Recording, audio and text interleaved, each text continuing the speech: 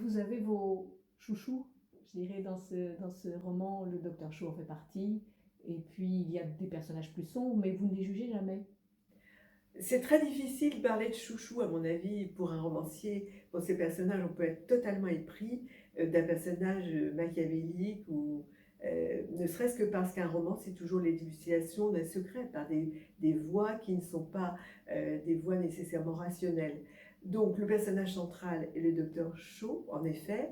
Je peux me reconnaître dans ses difficultés d'écrire, dans le sentiment qu'il a que sa vie n'est pas dans cette ville, dans sa famille. Moi, je l'ai éprouvé dans mon enfance, cette soif d'ailleurs, sa curiosité intellectuelle, son goût éperdu des livres, je m'y reconnais.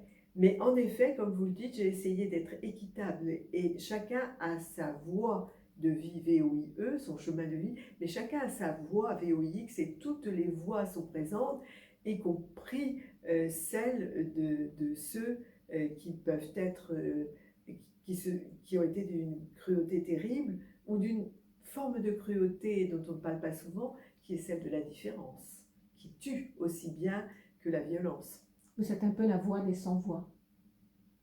Je n'aurais pas, je n'ai pas eu cette idée-là quand j'ai commencé d'écrire, parce qu'un roman, c'est une aventure extrêmement périlleuse.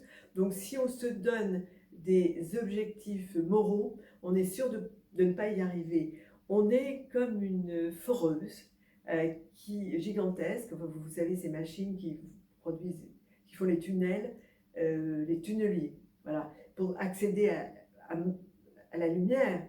Et on ne sait pas très bien comment on fait. On essaie surtout de conjuguer et convoquer tous les moyens de la littérature pour la crédibilité et faire que ce qui relève du domaine de l'imaginaire soit aussi vrai que la vérité. On ne le dit pas assez, l'imaginaire convoque des ressources psychiques très importantes et il faut trouver aussi la langue du roman.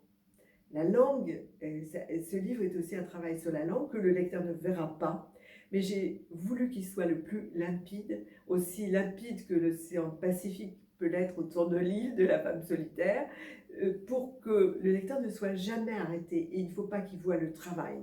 Et c'est une élégance qu'on doit au lecteur. Et dans ces moments-là, vous n'êtes vraiment pas dans la morale, vous êtes dans l'art, tout simplement.